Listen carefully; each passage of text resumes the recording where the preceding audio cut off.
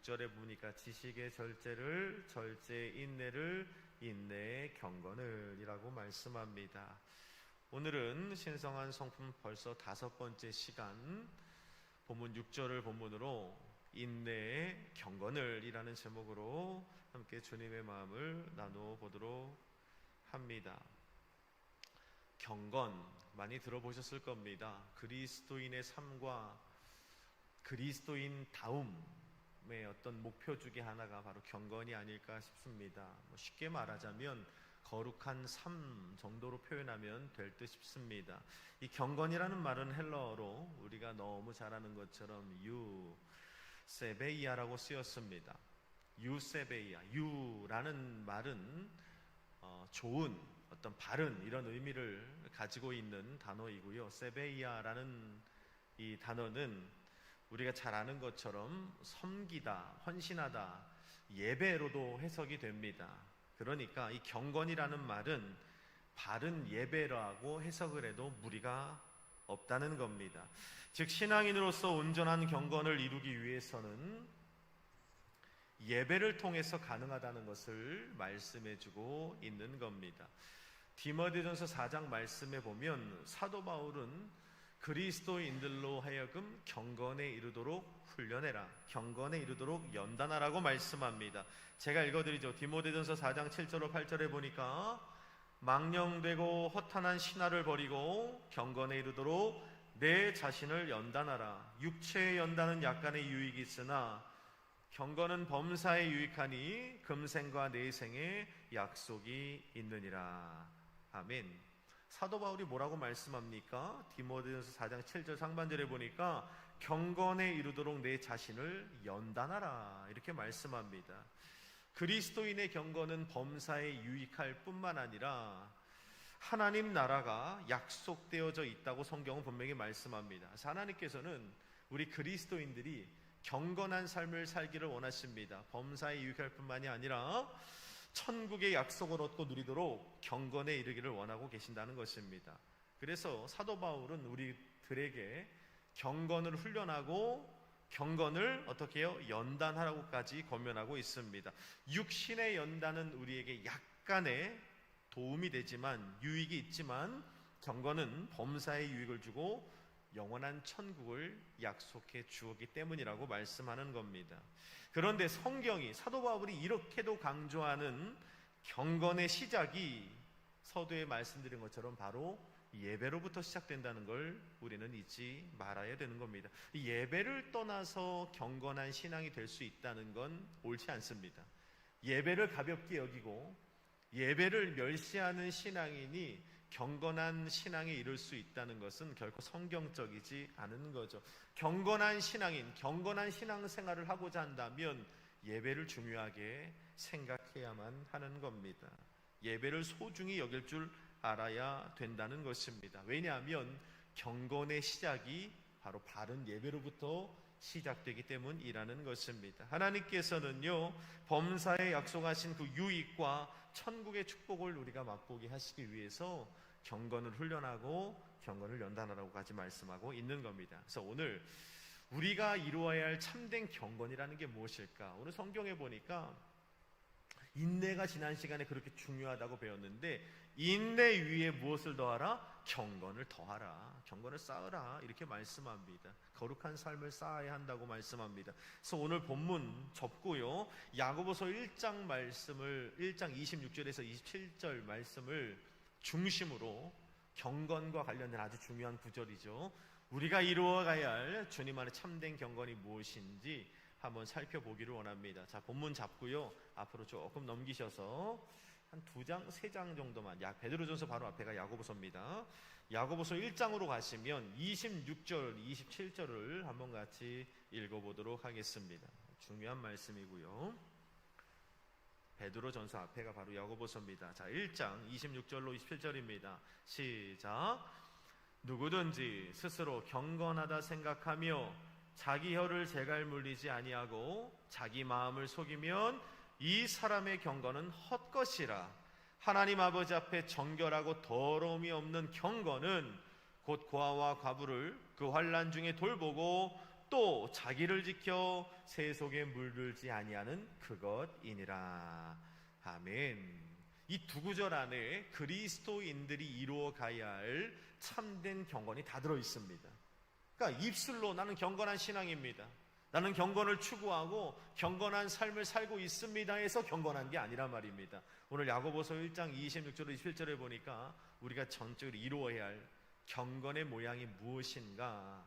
첫 번째, 상반절에 보니까 뭐라고 말씀합니까? 누구든지 스스로 경건하다 생각하며 자기 혀를 제갈 물리지 아니하고 자기를 속이면 이 사람의 경건은 어떻대요? 헛것이라.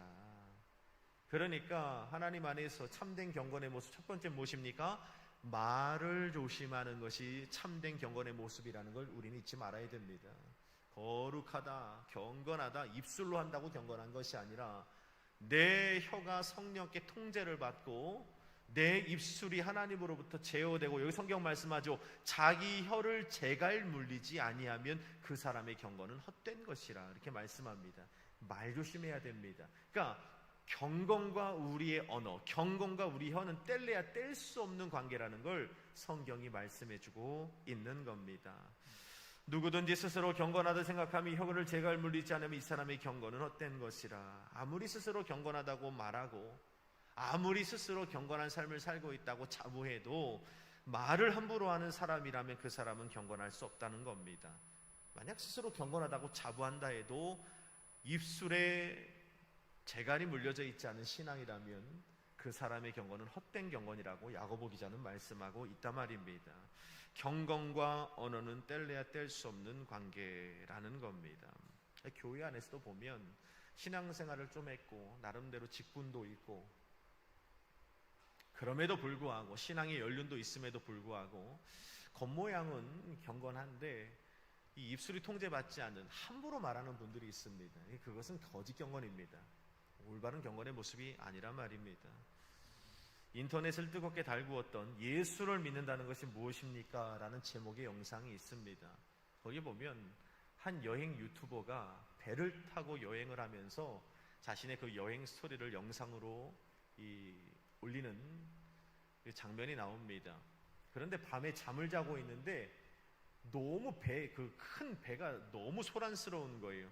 그래서 무슨 일인가 하고 영상을 바로 켜서 가판 위로 올라가 보았더니 한 두 사람이 엉켜서 막 싸우고 있는 거예요. 엄청나게 큰 소리로. 그 배 안에 있는 모든 사람들이 다 깰 정도로 그 새벽에 막 폭언을 하고 욕설을 하고 서로의 입에 담을 수 없는 저주를 뿜으면서 막 다투고 있는 겁니다. 사람들이 말려도 아랑곳하지 않아요. 그래서 이 사람이, 이 여행 유튜버가 그 영상을 클로즈업합니다. 점점 가까이 다투는 사람들을 클로즈업하는데, 문제가 영상을 클로즈업하는데 뭐가 보였냐 하면 그 영상에 보니까 다투는 두 사람들 목에 뭔가 주렁주렁 매달려 있는 커다란 물건을 하나 발견합니다. 그래서 점점 당겨보니까 그게 뭐였어요?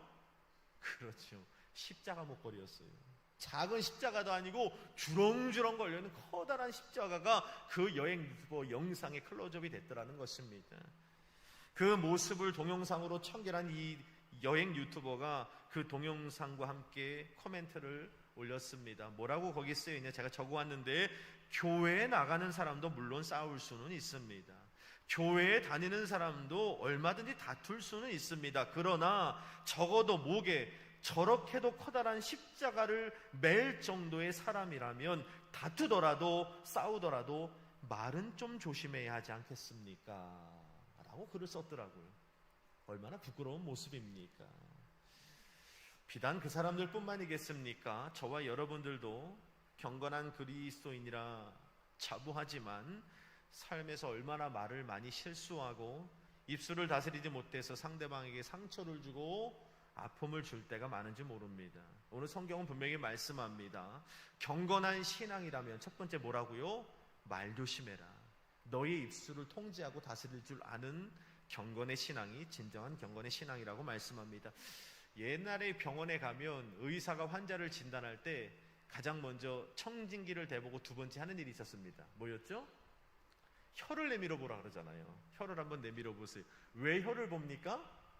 여러 가지 이유가 있겠지만 몸의 여러 가지 증상이 혀에 가장 잘 나타나기 때문에 혓바닥을 한번 내밀어 보라고 하는 겁니다. 그런데 육체뿐만이 아니라 우리 영혼도 마찬가지라는 것입니다. 우리의 영혼에 나타나는 여러 가지 증상들을 가장 잘 나타내는 곳이 바로 어디냐면 우리의 언어입니다. 우리의 혀입니다. 제가 누누이 말씀드리잖아요. 저를 비롯한 여러 사람들과 대화할 때 한 5분만 깊이 있는 대화, 신앙적인 대화를 나눠보면 그 사람의 영적 상태가 어떠한지, 그 사람의 신앙의 상태가, 그 사람 마음속에 무엇이 담겨 있는지, 어떤 의도가 담겨 있는지 여러 가지 증상들을 그대로 파악할 수 있는 게 바로 상대방의 언어라는 것입니다. 혀는 그 사람의 신앙을 대변하는 부분입니다. 혀는 경건의 거울과도 같다는 말이 있습니다. 우리는 말로 사람을 위로합니다. 격려하고 또 축복합니다. 중보하기도 하고 치유도 하지만 때로는 그 말로 사람들을 아프게 하고 괴롭히기도 하고 상처를 주고 마음을 상하게 만들기도 한다는 것입니다. 말로, 우리의 입술로 우리 영혼과 인격이 더럽혀질 때가 얼마나 많은지 모릅니다. 그래서 항상 우리는요, 경건한 신앙인이 되기 위해서 입술로만 경건하다 할 것이 아니라 먼저 뭘 해야 됩니까? 내 혀에 재갈을 물렸는지 먼저 살펴야 된다고 성경은 분명히 말씀합니다. 내 언어를 돌볼 줄 알아야 됩니다. 성령님께 내 입술의 언어들을 통제받을 줄 아는 지혜가 필요하다는 것입니다. 진실한 말을 해야 됩니다. 주님처럼 창조적인 말을 하고 선한 말을 해야 됩니다. 필요한 말을 해야 됩니다. 서로 간에, 상호 간에 유익하고 일으켜 세워주는 언어들을 구사할 수 있는 경건의 신앙인들이 되어야 한다는 것입니다. 성경은 말씀합니다. 스스로에게 덕을 세우는 말을 하여 듣는 사람들에게 은혜를 끼치게 하라. 이것이 바로 경건한 신앙이라는 걸 잊지 말아야 하는 겁니다. 하나님이 원하시는 참된 경건의 모습, 첫 번째 뭐라라고요? 말 조심하라. 옆에 분에게 이렇게 인사합시다. 말 조심합시다. 말 조심합시다. 두 번째, 참된 경건은 우리가 읽은 야고보서 1장 27절에 나왔습니다. 한번 같이 읽어볼까요? 본문 잡으시고 야고보서 1장 27절 읽어봅니다. 시작. 하나님 앞에서 정결하고 더러움이 없는 경건은 곧 고아와 과부를 그 환난 중에 돌보고. 아멘. 경건이라고 하면 거룩한 삶만 생각을 하는데, 거룩한 모양만 생각을 했는데, 말 조심하는 게 경건이라고 하더니 두 번째 뭐라고 말씀합니까? 하나님 아버지 앞에서 정결하고 더러움이 없는 경건은 하면서 뭐라고 말씀해요? 곧 고아와 과부를 환난 중에 돌보는 것이라 이렇게 말씀합니다. 재미있죠? 여러분, 거룩한 삶, 구별된 삶, 이 경건의 삶이라는 건 다른 게 아니라 이웃에게 관심을 갖는 태도라고 성경은 말씀하고 있는 겁니다. 어려움을 겪고 있는 그 어려운 이웃을 생각하고 그들을 배려할 줄 아는 신앙이 성경이 말씀하잖아요. 하나님 아버지 앞에서 정결하고 더러움이 없는 경건이 된다라고 말씀하고 있는 겁니다. 그러니까 우리가 주일날 예배 끝나고 식사하고 난 후에 뭐 합니까? 모여서 서로의 기도 제목을 얘기하잖아요. 그럼 어떻게 합니까? 기도하잖아요. 기도하는데 그냥 합니까? 정말 서로의 아픔, 그런 경제적인 어려움, 또 회사 안에서의 마음의 상처들, 속 썩이는 자녀, 말 안 듣는 남편과 아내, 또 여러 가지 육신의 질병들을 가지고 기도할 때 막 서로가 눈물 흘리며 정말 그 몸에 손을 대고 함께 중보하며 안수하며 기도하지 않습니까? 그런 모습이 그냥이 아니라 오늘 성경은 분명히 말씀합니다. 경건의 모습이다. 경건의 모습이다. 여러분, 오늘 내가 경건하다고 하면서 힘들고 어려워 있는 교우들을 돌보지 않고 어려움에 처해 있는 이웃들을 돌보지 않다면 그 경건은 거짓 경건이라고 성경은 분명히 말씀하고 있는 거예요. 말씀을 준비하면서 그런 생각을 합니다. 예전에 저희 부친이 여의도 순복음교회 구역장님이셨는데 정말 너무 가난했습니다. 정말 너무너무 가난했죠. 그런데도 그렇게 구역 예배를 사모해서 주변에 어려운 이웃들을 모셔다가 예배를 드리고 대접하고 그들을 데리고 주일이면 이렇게 여의도까지 예배를 드리러 가고 했던 그런 기억이 있습니다. 근데 어느 날 이제 저희가 가정 예배를 드렸는데 가정 예배가 정말 많이 모였거든요. 그래서 저희는 토요일 날 예배를 드렸는데 100명쯤 모였습니다. 이 사람들이 이거 잘 그림을 잘 못 그리는데 가정에서 예배를 드릴 수가 없어서 산에 가서 가정 예배로 시작했던 예배가 그 동네 콧질질 흘리는 아이들이 한 100명이 모인 거예요. 난리가 났었죠. 그런데 어느 날 집에 왔는데 얼굴을 모르겠는 세 남매가 와 있는 겁니다. 그래서 누군가 하고 봤더니 저희 아버지가 온 가족을 불러놓고 예배를 드리는데 저희 부친이 그러는 거예요. 오늘부터 우리 식구다 이러는 겁니다. 아니 우리가 진짜 찢어질 정도로 가난한데 등록금도 제대로 못 내주는 그런 부모님들인데 3남매를 데리고 온 거예요. 지금 와서 돌아보니까 저희 살던 그 막자골이라고 하는 동네가 인생에 다 실패한 사람들이 마지막으로 오는 골목이라 그래서 막자골이라고 그런 얘기를 들었거든요. 그러니까 온통 그 동네 사람들이 다 병든 사람들, 알코올 중독자들, 그리고 대부분의 아이들이 다 한부모 가정, 지금으로 표현하자면 조부모 가정, 이런 아이들이었습니다. 정상적인 가정이 거의 없었던 것 같아요. 저는 서울 아이였거든요. 저희 부모님도 사업이 다 망해서 귀머거리가 되고 막 이래서 찾다 그 구석까지 가서 저희 이제 아내도 만나고 그렇게 되었지만, 갔는데 저희는 그래도 서울 아이들이라 딱지치기 하고 뭐 그런 놀이를 하는데 얘네들은요 산에 가서 치 캐면서 놀더라고요. 말을 캐면서 놀고 이런 동네였어요. 그런 동네다 보니까 아이들이 이렇게 막 제대로 케어가 되지 못하는. 그런데 어느 날 이 3남매 기억합니다. 큰아이가 여자아이인데 6학년이었고요 둘째 셋째가 이 남자아이 하나 여자아이 2학년 1학년이었습니다 그 초등학교 3남매를 두고 이 빚을 부모님이 많이 진 거예요. 그래서 채무자들이 얼마나 예전에는 아주 사람들이 완악했습니까? 아주 얼마나 무서웠어요. 그래서 그 사채업자들의 위협을 피해서 이 부모님 둘이가 도망을 친 거예요. 아이들만 내버려 두고.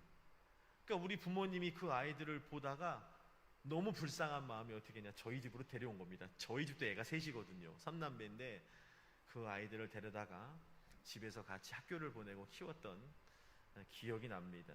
물론 조금 시간이 흐른 후에 그 부모님들이, 도망쳤던 부모님들이 와서 아이들을 다시 데려갔던 그런 정말 눈물을 흘렸던 장면들이 기억나고 있는데, 그런 모습들이 그냥 선행 정도가 아니라 성경은 분명히 말씀합니다. 뭐라고 말씀해요? 27절에 하나님 아버지 앞에서 정결하고 더러움이 없는 그 순결한 경건은 곧 고아와 과부와 그 어려운 나그네들을 환난 중에 돌보는 것이 하나님 아버지 앞에서 거룩한 경건이라, 이렇게 말씀하고 있는 겁니다. 그러니까 우리가 주변 사람들을 돌보고 어려운 이웃들을 살피고 하는 것은 하나님 아버지 앞에서 참 기뻐하시는 경건이라는 걸 우리는 잊지 말아야 되는 겁니다.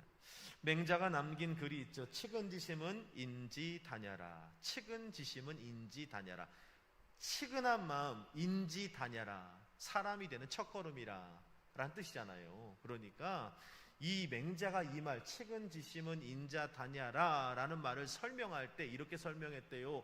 정말 가난하고 헐벗은 그런 상태에서 어린아이가 배를 움켜쥐고 배고파서 칭얼대고 있을 때 너의 아이든 내 아이든 구분하지 않고 그냥 데려다가 젖을 물리는 어미의 모습, 이게 바로 측은지심이고 그가 말한 인지다냐라, 사람이 되는 첫걸음이다 라고 설명을 했다고 합니다. 너 아이 내 아이가 문제가 아니라 배고파서 헐벗고 있는 아이가 있으면 먼저 그냥 데려다 젖을 물릴 줄 아는 어미의 모습, 성경은 이 부분을 가지고 경건이라고 표현하고 있다는 것입니다. 성경에 보면 추수를 할 때에도 하나님께서 율법으로 정해주셨어요.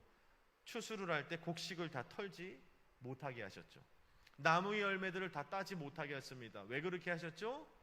고아와 가부들과 나그네들, 가난한 자들을 위해서 먹을 것을 반드시 율법으로 남겨두도록 하셨다는 것입니다. 이것이 성경에서 말씀하는 경건이라는 것입니다. 그러니까 우리가요, 오늘 주변을 돌아보고 어려운 이웃들, 어려움을 당한 성도들을 살필 수 있다는 건 대단한 경건의 모습, 성경이 말씀하는 하나님 앞에서 아름다운 경건의 모습이라는 걸 우리는 잊지 말아야 한다는 것입니다. 이 경건이라는 말, 여러분 경건의 반대가 뭘까요? 그런 측면에서 볼 때 경건의 반대는 이기적입니다. 나밖에 모르는 거예요. 우리 가정밖에 모르는, 우리 교회밖에 모르는 거예요. 이건 경건과 완전히 반대되는 모습입니다. 이 경건의 모양은 있으나 이 경건의 이 실천은 없는 하나님이 기뻐하지 아니하시는 모습이라는 걸 우리는 잊지 말아야 돼요. 누가복음 10장에 보면 우리가 너무 잘 아는 선한 사마리아인에 대한 이야기가 나옵니다.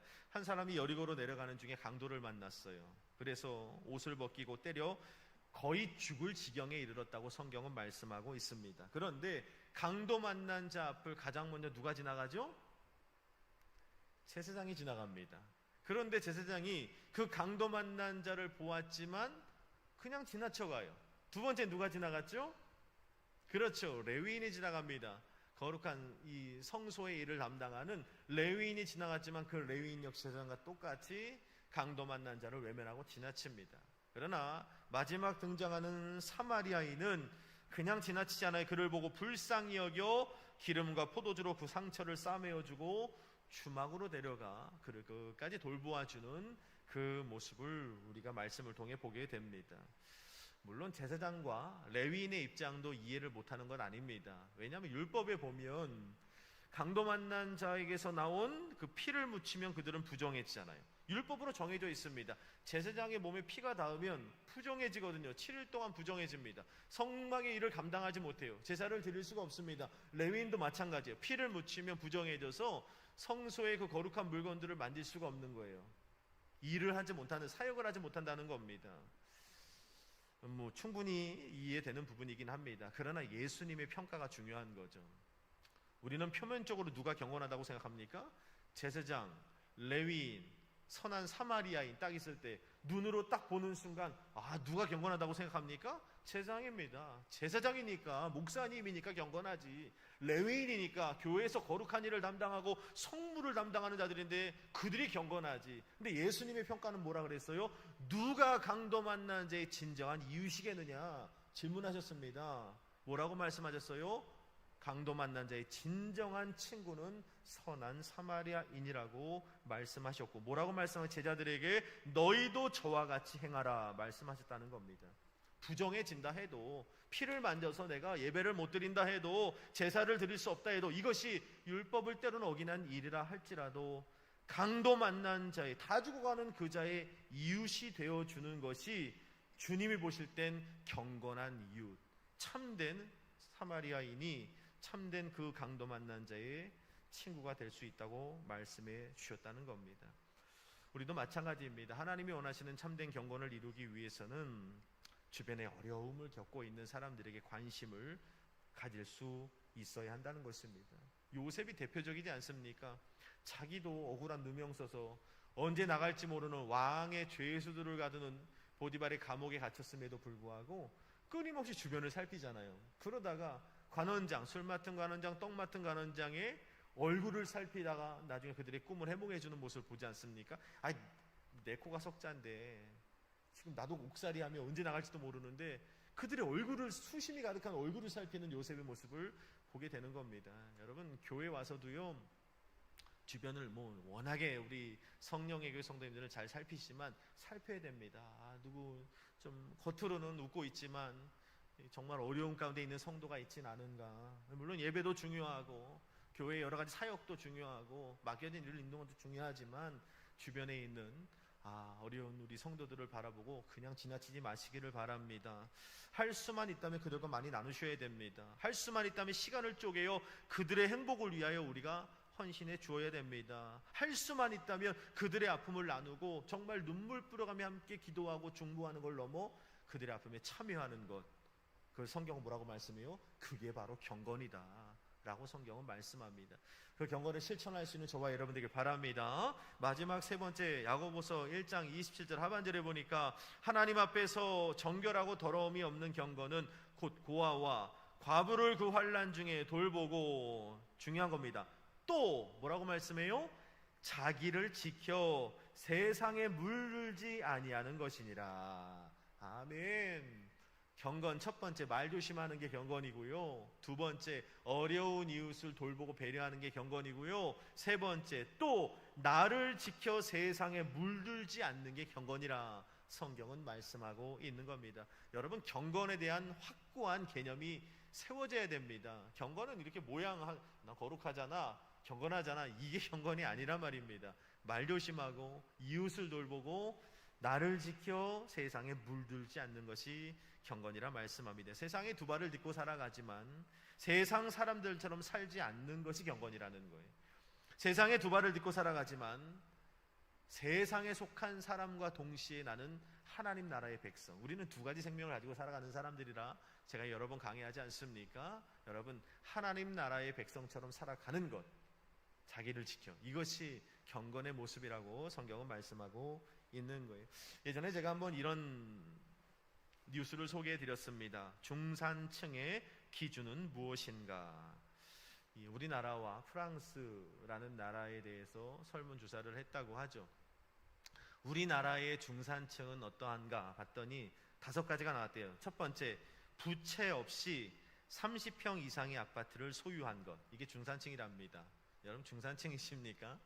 두 번째, 급여는 500만 원 이상이 되어야 하고, 세 번째, 2000cc 이상급의 중형차를 소유해야 하며, 네 번째, 예금의 잔고가 1억 원 이상 보유되어야 하고, 다섯 번째, 적어도 1년에 한 번 이상은 여행을 다닐 수 있는 것. 이것이 우리나라 사람들이 생각하는 중산층의 표본이라는 거예요. 그런 것 같아요, 제가 봐도. 근데 프랑스 사람들에게 물어봤답니다. 당신들이 생각하는 중산층의 기준이 무엇인가 봤더니, 첫 번째, 그들은 우리와 완전히 달라요. 적어도 외국어를 하나 정도는 할 수 있는 것. 두 번째, 즐기는 스포츠가 하나 정도는 있어야 하는 것. 세 번째, 개인적으로 다룰 줄 아는 악기가 하나 정도는 있어야 하는 것. 네 번째, 친구를 초대했을 때 맛을 낼 수 있는 요리를 하나쯤은 만들 수 있어야 하는 것. 다섯 번째, 약자를 도우며 봉사활동을 할 수 있는 삶. 이것이 프랑스 사람들이 생각하는 가장 이상적인 중산층의 모습이라는 겁니다. 우리나라 사람들과 너무 다르지 않습니까? 우리나라 사람들은 어떻게 생각합니까? 이 양적으로 기준을 삼아요. 여기 보니까 30평 이상의 아파트, 500만 원 이상의 급여, 세단을 타야 하고 1억 원 이상의 잔고가 있어야 되고 해외여행을 다닐 수 있어야 하는, 이게 중산층이라고 양적으로 생각을 하고, 프랑스 사람들은 질적으로 생각합니다. 스포츠를 하나 정도는, 외국어 하나쯤은, 악기를 하나쯤은, 내 스스로 요리 하나쯤은, 이렇게 생각을 한다는 거죠. 근데 제가 이 기사를 보면서 정말 충격을 받았던 건 뭐냐면, 이 똑같은 질문을 교회를 다니는 성도들에게 똑같이 해보았다는 겁니다. 그런데 여러분 놀라지 마세요. 대답이 어떻게 나왔는지 아십니까? 세상 사람들과 똑같은 답이 나왔다는 겁니다.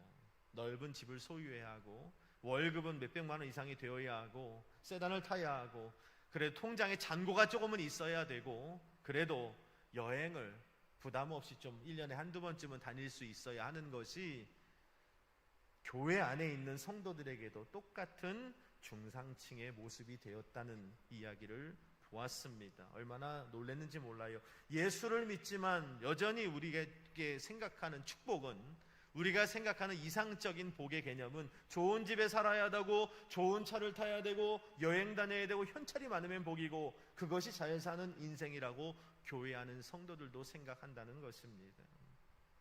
너무 안타까운 거죠. 로마서 12장 2절은 분명히 말씀합니다. 너희는 이 세대를 본받지 말고 오직 마음을 새롭게 함으로 변화를 받아 하나님의 선하시고 기뻐하시고 온전하신 뜻이 무엇인지를 분별하도록 하라.